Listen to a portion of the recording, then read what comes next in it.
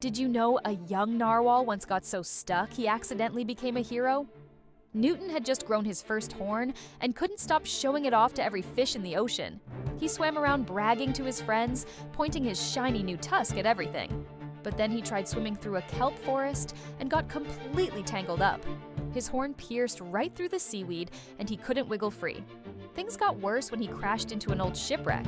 His horn stuck deep in the wooden hull. Then he accidentally speared straight through a coral reef, creating total chaos. The final disaster came when he poked a giant clam that clamped down and refused to let go. Every sea creature gathered to watch this ridiculous mess.